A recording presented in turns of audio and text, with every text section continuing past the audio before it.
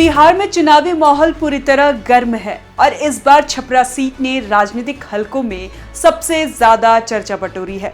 वजह साफ है, यहां मुकाबला सीधा सपाट नहीं बल्कि तीन अलग अलग राजनीतिक ताकतों के बीच प्रतिष्ठा का प्रश्न बन चुका है।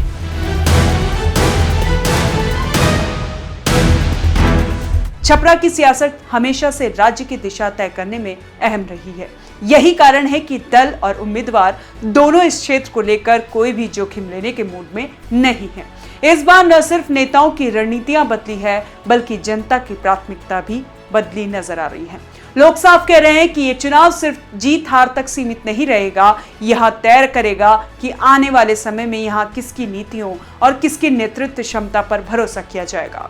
पिछले वर्षों में विकास, स्थानीय मुद्दों और राजनीतिक समीकरणों ने जो सवाल उठाए हैं, उनमें जनता अब ठोस जवाब चाहती है। छपरा की इस त्रिकोणीय जंग में किरदार भी कम दिलचस्प नहीं है।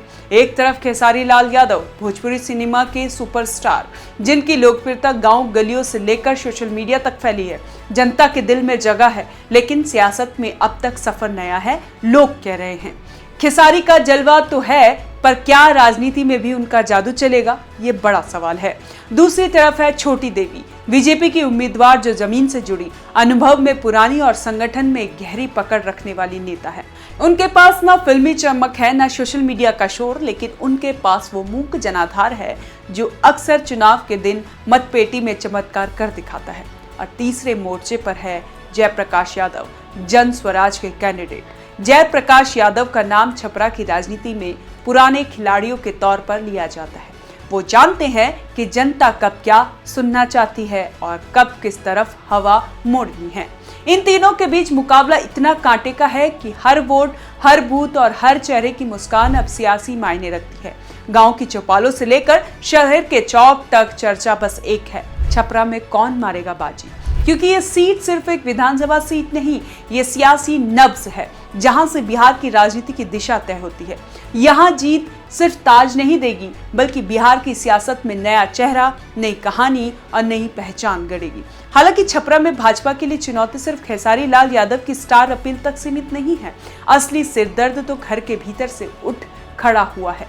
पार्टी की अपनी नेता, छपरा की पूर्व मेयर राखी गुप्ता इस बार बागी बनकर मैदान में उतर आई है। राखी गुप्ता कोई आम नाम नहीं है, वो छपरा शहर की स्थानीय राजनीति का पहचानने योग्य चेहरा है, जिनका प्रभाव सिर्फ मोहल्ले तक नहीं बल्कि नगर राजनीति की हर गली और हर वार्ड तक फैला हुआ है। मेयर रहते हुए उन्होंने जो संगठन खड़ा किया था, वो आज भी उनके पीछे मजबूती से खड़ा दिखता है। यानी भाजपा के लिए ये मुकाबला अब बाहरी से ज्यादा अंदरूनी होता चला जा रहा है। राखी गुप्ता की बगावत ने पार्टी की कोर वोट बैंक, खासकर बनिया समाज में हलचल मचा दी है। छपरा का सियासी समीकरण हमेशा से जातीय संतुलन पर टिका रहा है और इस बार भी तस्वीर कुछ अलग नहीं है। यहाँ बनिया वोटरों की संख्या करीब 90,000 है, जो परंपरागत रूप से भाजपा का मजबूत आधार माने जाते हैं। लेकिन राखी गुप्ता की बगावत ने इसी वोट बैंक में दरार डाल दी है। इसके बाद आते हैं राजपूत, जिनकी संख्या लगभग 50,000 है। ये समुदाय छपरा में संगठन, संसाधन और सियासी प्रभाव तीनों में भारी भूमिका रखता है।